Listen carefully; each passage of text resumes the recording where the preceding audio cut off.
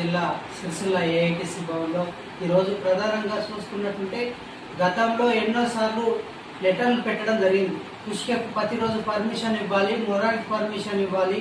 ఇలా ఉన్నటువంటి చెర్లల్లో మట్టి కూడా ఇటుక బట్టీలకు పూర్తిగా పర్మిషన్ ఇచ్చి కార్మికులకు ఉపాధికి పనిపించే ఏదైతుందో మెటీరియల్ అందించాలనేది కూడా గతంలో చెప్పడం జరిగింది.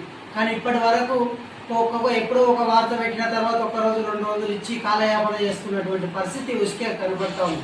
ప్రధానంగా ప్రతిరోజు ఉష్కకు మొరానికి పర్మిషన్, అదేవిధంగా ఇటుక బట్టీలకు సంబంధించిన మట్టికి పర్మిషన్ ఇవ్వాలనేది కూడా మేము ఏఐటీసీగా కోరుతా ఉన్నాం. ప్రధానంగా ఇప్పుడు ఇచ్చినటువంటి క్రమంలో వారానికి 1 రోజు 2 రోజులు 15 రోజులకు ఒకసారి ఇస్తే ఇలా కార్మికులకు ఉపాధి కరువైంది, ఇబ్బంది పాలవుతున్నారని చెప్పేసి గతంలో చెప్పింది.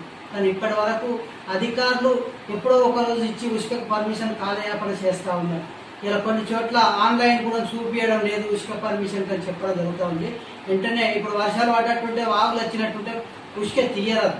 ప్రధానంగా ఇళ్లకు సరిపోయేంత మెటీరియల్ ఇప్పుడు ఉష్కే అందించాలనేది కూడా, ఈ పర్మిషన్లు ఇవ్వాలనేది కూడా మేము కోరుతా ఉన్నాం. ఏఐటీసీ ద్వారా లేని వేళలో పెద్ద ఎత్తున ఆందోళన కార్యక్రమం చేస్తామని సందర్భంగా తెలియజేస్తాము.